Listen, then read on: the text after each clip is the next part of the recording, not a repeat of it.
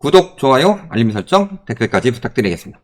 자, 무디스에서 국내 4대 은행 부정부적 의견 나온. 자, 19개의 금융사에 대해서 나왔죠. 19개 금융사에 대해서 부정적 의견이 나왔는데, 늘 말씀드리지만 왜 이렇게 되냐면요. 이거 관치금융 때문이에요. 은행이 안전하기 위해서는 어떻게 해야 될까요? 은행이 안전하기 위해서는 일단은 자본이 늘어나야 되고, 수익이 늘어나야 되고, 그러면서 부실은 줄어야 되고, 이런 것들이 뒷받침이 돼야 돼요. 근데 자본은 뭐 어쨌든 늘어나고 있지만 수익이 늘어나고 있느냐, 이런 이야기를 합니다. 5대 은행 역대급 이자 이익 41조 벌었다. 1년 만에 41조 쓸어 담은 5대 은행. 5대 은행 이자 이익만 41조. 성과급 잔치, 이런 이야기 하고 있는데, 이 수익이 언제 수익이에요? 21년 수익입니다. 이게 24년에 다시 나온 거고, 전년 대비 4.9% 증가한 거다.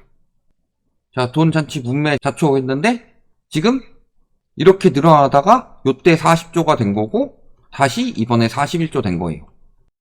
우리가 생각을 해봅시다. 자, 20년에 내가 410만원 받다가, 21년에 460만원 받다가, 22년에 550만원 받고, 23년에 400만원 받았다가 24년에 410만원 받아요.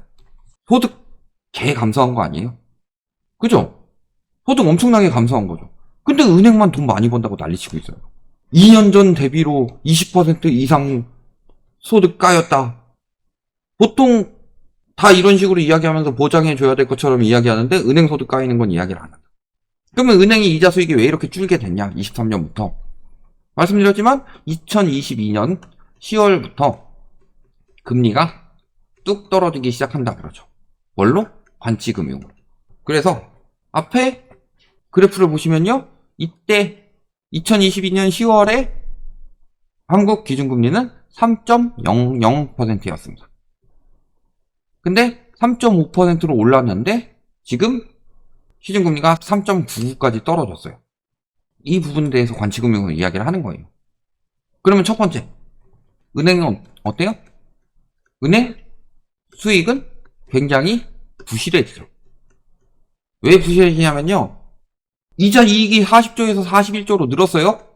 22년에 40조고 23년에 41조가 됐다고 생각을 해봅시다. 그러면은 이 동안에 상매각한 것만 4조입니다. 그리고 지금 추정손실로 분류되는 게 2조예요. 5대 금융만 이야기하는 거예요. 이게 23년 상매각이에요. 이게 23년 추정손실입니다. 그러니까 거의 손실 난다고 보면 되는 거예요. 이게 2조예요. 벌써. 이게 23년이 아니고 24년. 1, 2월만.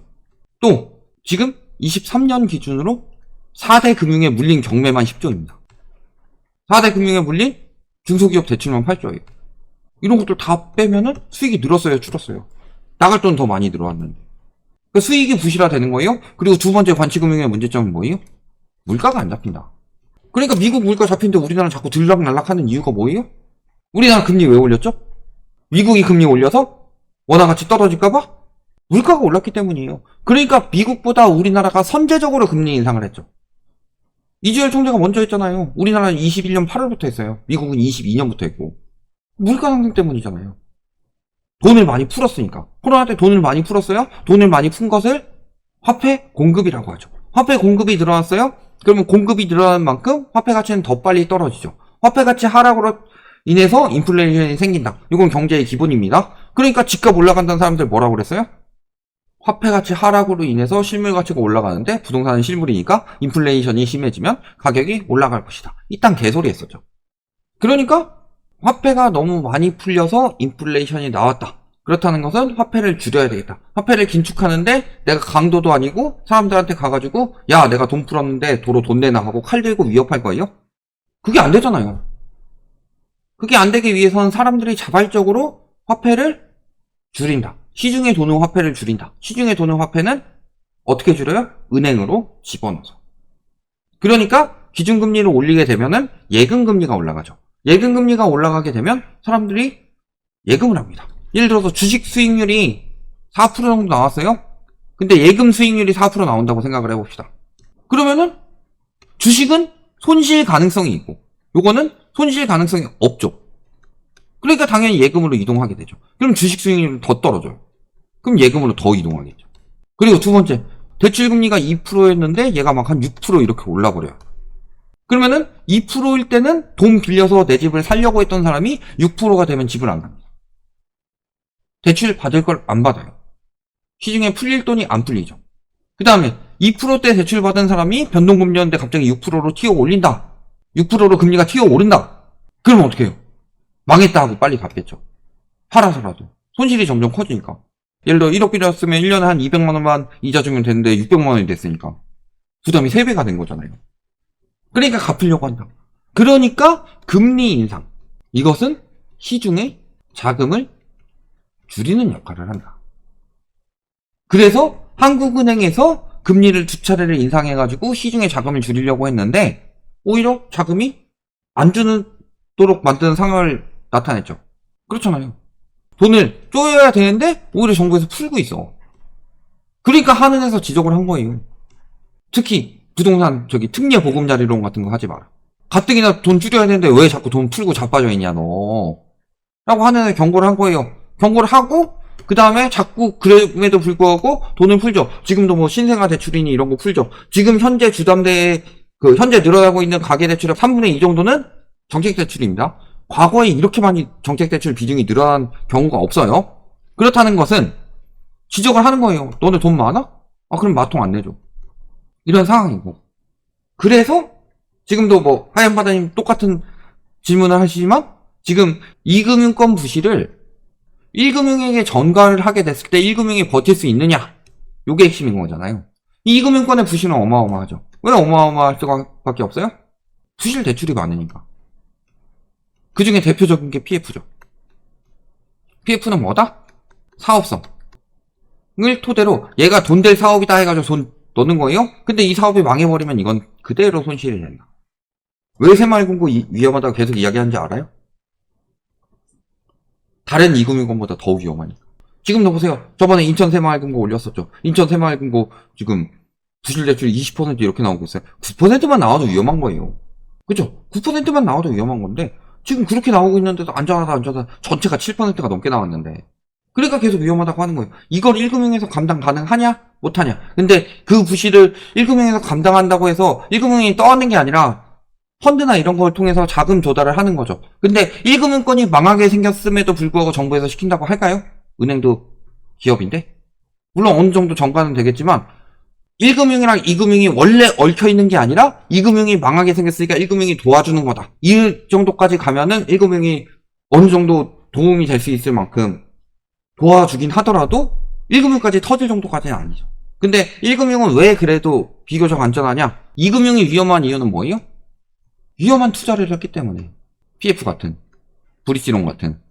근데 예를 들어서 글로벌 금융위기 때 리먼 브라더스 은행이나 베어스터스 이런 대형 은행들도 왜 무너졌냐면요. 고기지 증서 모아가지고 여러 개 모아서 요거 MBS 증권 만들어가지고 요거 가지고 장난질 치고 그리고 요걸 보증해주겠다고 CDS 뭐 이런 파생 상품들이 많이 나왔었던 건데 요것도 우리나라로 따져보면은 우리나라가 이런 것까지 했냐? 이런 것까지는 안 했죠. 1금융권에서. 그러니까 모기지 정도만 해줬어요. 대출이 터져서 대출이 들어온 정도인데 우리나라 이자 장사가 90%다. 소득에. 그러니까 1금융권이 그렇게 쉽게 무너지진 않을 거예요. 일본 정도만 무너진다고 하면은 1금융권이 무너질 정도까지는 아닙니다. 그 이상 무너져가지고 진짜로 대부분의 그 건물값이 헐값이 된다.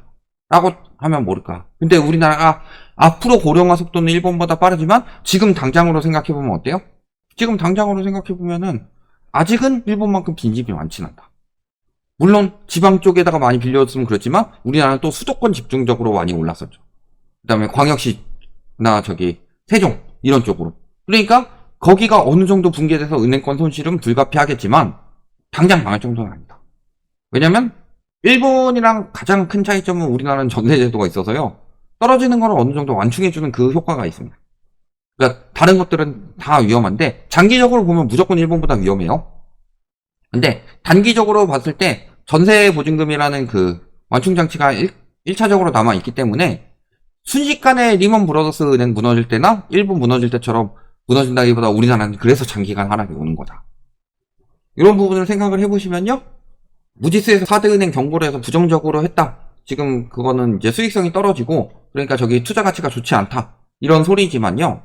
그래서 그 외국인 자본들이 빠져나갈 그런 소리지만 4대 은행이 망할 것 같아서 돈을 못 맡긴다. 이런 상황이 될 정도라면요.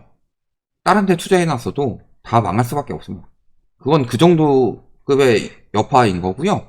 4대 은행이 아직까지 그렇게 심하게 망할 수순은 아니다. 왜냐하면 PF의 태반이 금융권보다는 이금융권이나 증권, 보험사 이쪽으로 가 있고 상업용 부동산도 보험사가 투자를 많이 했고 이런 상황이기 때문에 우리나라 1금융권들은요 야갔어요. 위험한 데다가 투자 잘 안 하고 안전한 데서 수익 많이 뽑아먹는 이런 구조이기 때문에요. 위험한 데다 투자한 곳들이 특히 더 위험하다. 이게 현실입니다. 이렇게 보시면 되겠습니다.